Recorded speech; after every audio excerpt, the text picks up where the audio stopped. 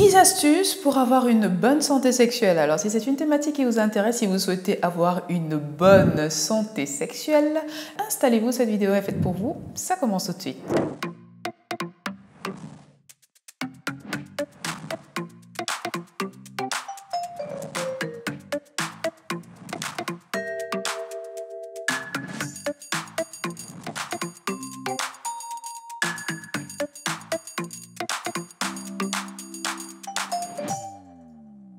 Hello my people, bienvenue dans cette nouvelle vidéo. Pour ceux et celles qui découvrent la chaîne via cette vidéo, je suis Dr Paul Moko et sur le Max Santé, nous parlons de santé, de bien-être et d'épanouissement sexuel et intime. Donc je vous invite à vous abonner, à activer la cloche de notification pour être prévenu à chaque fois que je poste une nouvelle vidéo.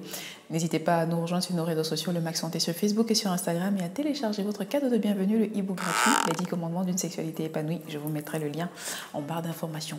Pour toutes celles qui ne cessent de me poser des questions sur leur santé sexuelle intime, notamment perte blanche, démangeaison, retard de règles abondantes, infections sexuellement transmissibles, dépistage, etc., etc. J'ai rédigé un livre, un guide pratique bien dans ma fleur, torride sous la couette, qui vous permettra de mieux comprendre votre santé intime et de démarrer votre sexualité en toute sérénité. Le livre est disponible sur Amazon, je vous mettrai le lien en barre d'informations. N'hésitez pas à vous le procurer. Maintenant, nous pouvons rentrer dans le vif du sujet. Bien, 10 astuces pour avoir une bonne santé sexuelle, une bonne hygiène de vie sexuelle, entre guillemets. Alors, qui dit santé, qui dit vie sexuelle épanouie, dit bonne santé sexuelle, bien évidemment. Alors, dans la vidéo du jour, je vais vous partager mes 10 astuces, ok? 10 astuces et probablement peut-être un bonus pour vous permettre d'être serein, sereine dans votre vie sexuelle et par ailleurs en bonne santé. Vous êtes prêts? Eh bien, commençons. Astuce numéro 1, avoir une bonne hygiène. Faites attention à votre hygiène, ni trop peu. Ça veut dire quoi? Ça veut dire qu'il faut éviter de vous fourrer des trucs dans votre vagin, mesdames, ok? Au risque de développer des infections. J'ai déjà fait plusieurs vidéos où je vous sensibilise dessus. Je vous remets d'ailleurs une vidéo qui a été très regardée par rapport à l'hygiène intime. Je vous remets le lien là. Regardez-la. Donc, on évite de se nettoyer l'intérieur du vagin. Pareil pour vous, messieurs, on évite de se laver le pénis plusieurs fois par jour au risque de provoquer des irritations au niveau de votre phallus. Donc, ni trop d'hygiène, ni pas assez. Pas assez, ça veut dire qu'on se change régulièrement de sous-vêtements, d'accord, pour éviter l'accumulation de transpiration, de macération, le développement de mycoses au niveau de l'aine, d'accord. On change les sous-vêtements, suivez mon regard, voilà. Donc, on change les sous-vêtements et de temps en temps, on laisse les parties génitales respirer. Autre astuce d'hygiène, on se lave les mains avant et après chaque rapport sexuel pour éviter, n'est-ce pas, de transmettre des formes d'infection à sa partenaire. On se lave les mains méticuleusement. Astuce numéro 2, on fait attention aux infections sexuellement transmissibles. Ça veut dire quoi? Ça veut dire que quand on ne connaît pas la sérologie de son partenaire, de sa partenaire, lorsque c'est une relation de courte durée, une relation ponctuelle ou que sais-je, une relation où vous n'êtes pas tout à fait au fait de la sérologie de votre partenaire, eh bien, idéalement, utilisez un préservatif féminin ou masculin. Les deux sont tout aussi efficaces. Le seul souci avec le préservatif féminin, c'est qu'il est moins commercialisé, il est plus cher, malheureusement. Mais, mesdames, rien ne vous empêche de vous balader avec un préservatif masculin dans votre sac, dans votre sac, oui, j'y arrive, ou bien de l'avoir dans votre portefeuille, votre tiroir, etc., etc. Gardez un préservatif à portée de main. On dit souvent que prévenir vaut mieux que guérir et les infections sexuellement transmissibles ne sont pas une invention. J'avais déjà fait une vidéo sur les infections sexuellement transmissibles, je vous remets le lien également juste là. Allez regarder, même pour ce qui est du papillomavirus, ça fait partie des infections sexuellement transmissibles.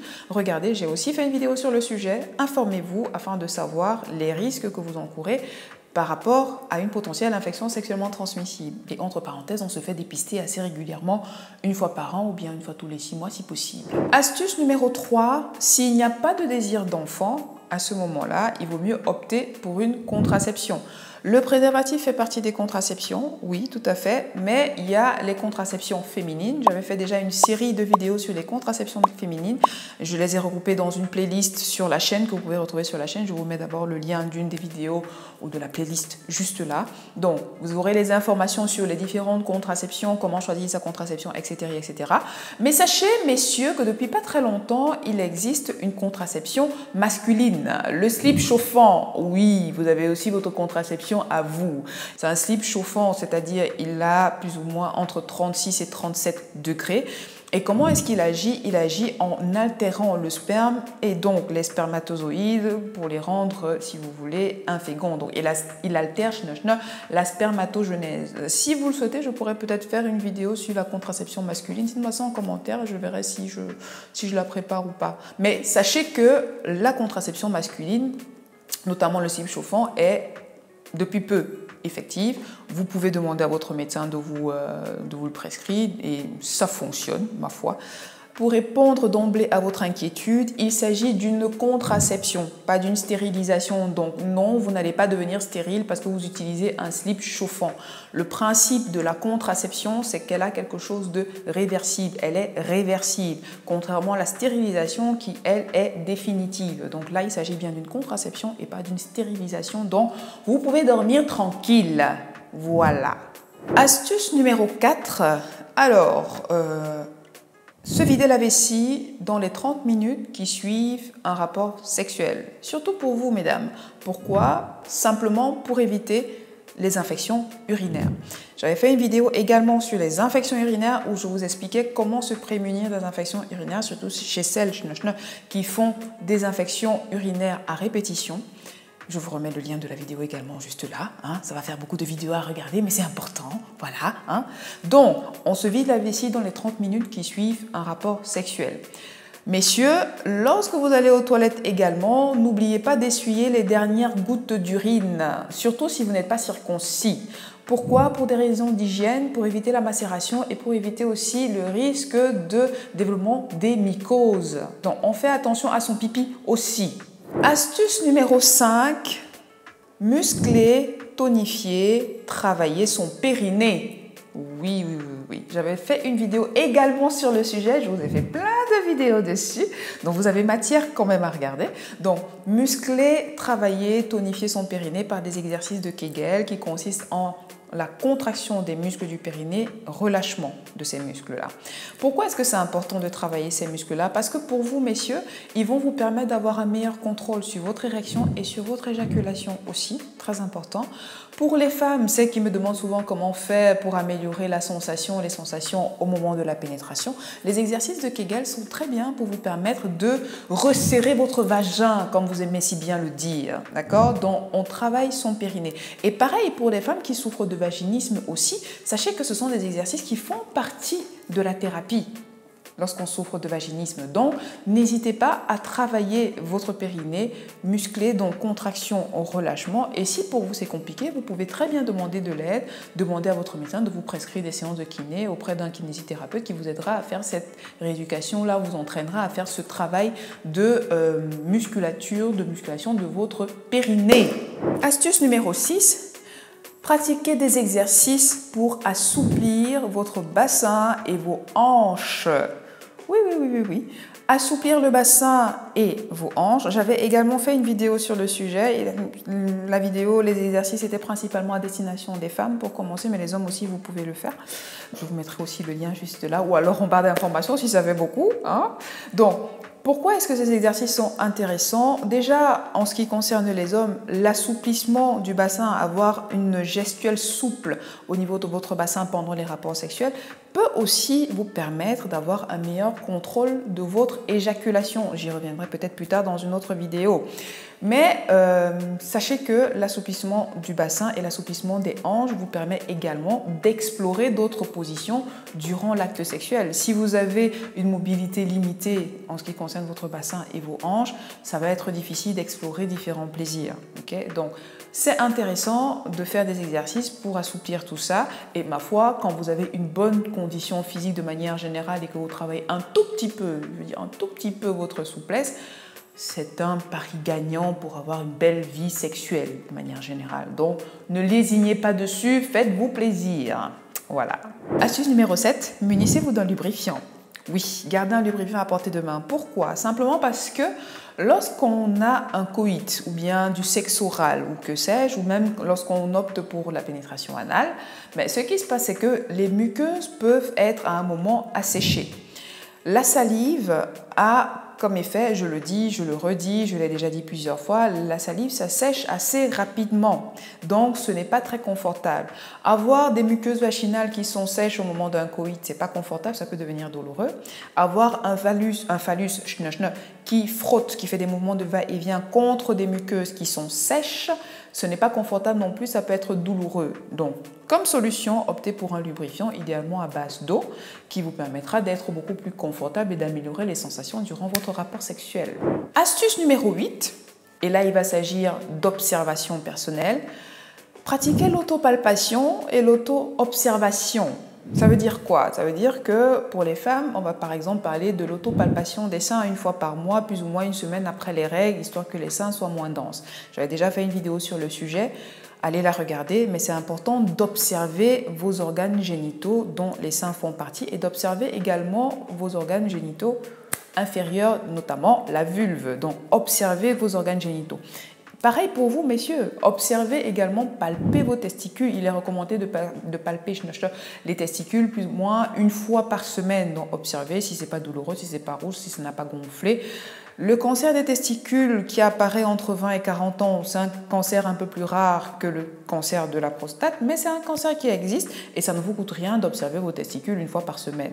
Okay? Observez vos organes génitaux pour voir s'il y a l'apparition, pour observer éventuellement l'apparition, je bafouille, d'une anomalie. Et à ce moment-là, quand vous le faites régulièrement, déjà vous vous familiarisez avec vos organes, avec votre corps, ce qui fait que vous serez beaucoup plus alerte lorsque une anomalie apparaîtra. Et à ce moment-là, je vous recommande de consulter un médecin, entre parenthèses, si l'anomalie est bien apparue. Voilà. Astuce numéro 9, pratiquez des massages. Des massages vulvaires, des massages clitoridiens. Pourquoi? Pour améliorer la vascularisation au niveau de votre vulve, au niveau du clitoris et donc améliorer la sensibilité. Donc, si vous n'avez pas l'habitude de masser, d'explorer vos parties génitales, vous aurez plus de mal à ressentir, à travailler, à ressentir, comment dire ça en français facile, à être alerte quant à votre sensibilité, c'est-à-dire détecter ce qui est bon, ce qui n'est pas bon, ce qui est douloureux, ce qui n'est pas douloureux. Ça fera un peu pâle, fade, voilà. Donc, explorez un tout petit peu votre sensibilité au niveau de votre vulve. Et c'est pareil pour vous, messieurs. Pratiquez des massages également érotiques. Explorez votre cartographie érogène, comme j'aime si bien le dire, pour, on va dire, améliorer, décoder votre sensibilité et vos zones érogènes. D'accord? Massage à deux ou tout seul, peu importe. Faites comme ça vous arrange. Voilà. Astuce numéro 10. Travaillez et développez votre univers fantasmatique autrement qu'en vous inspirant de films pornographiques. Alors, disclaimer, je ne suis pas en train de vous dire arrêtez de regarder les films pornographiques. Chacun fait ce qu'il veut, ok? Moi, vos pratiques, je m'en fous. Simplement, l'expérience a démontré que plus on s'inspire uniquement des films pornographiques, plus ça réduit en fait notre créativité. Et ça restreint nos fantasmes à quelque chose de bien spécifique, des fantasmes qui ne sont pas reproductibles dans la vie réelle. Donc ça biaise vraiment beaucoup la sexualité, la perception de la sexualité dans la réalité.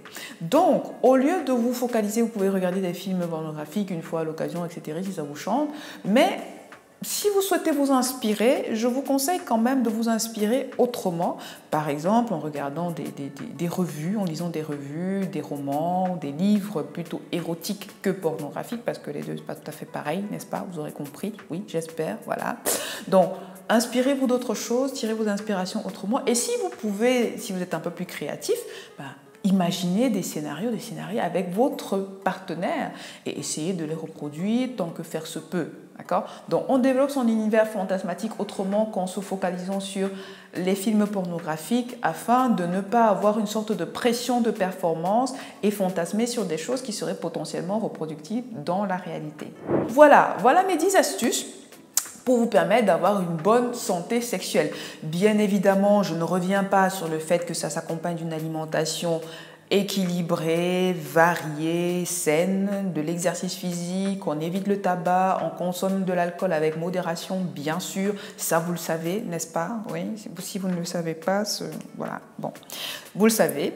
Et bien évidemment, pour ceux qui souhaitent rajouter du piment dans leur sexualité, vous pouvez vous documenter afin de varier un peu les plaisirs dans votre sexualité. D'ailleurs, ça me fait penser que je pourrais peut-être vous faire une vidéo sur 10 astuces pour pimenter sa vie sexuelle. Si ça vous intéresse, dites-moi ça en commentaire, je me ferai un plaisir de la tourner pour vous. Voilà, c'est la fin de la vidéo. Dites-moi en commentaire quelles sont vos autres astuces pour avoir une bonne santé sexuelle. Je suis curieuse de lire tout ça. Partagez la vidéo massivement parce que je pense que c'est une vidéo qui va aider pas mal de gens, hein, n'est-ce pas? On parle santé, mais pas souvent précisément de la santé sexuelle, donc je pense que ça peut être un bon début d'avoir une vidéo qui regroupe un peu tout ça. Likez la vidéo si elle vous a plu, abonnez-vous. Pour ceux et celles qui le souhaitent, qui ont des problèmes d'ordre sexologie, vous pouvez réserver une consultation avec moi. Je vous mets le lien pour réserver la consultation en barre d'informations, bien évidemment. Voilà. Et sinon, je vous souhaite de prendre soin de vous et je vous dis à très vite dans une prochaine vidéo. À bientôt.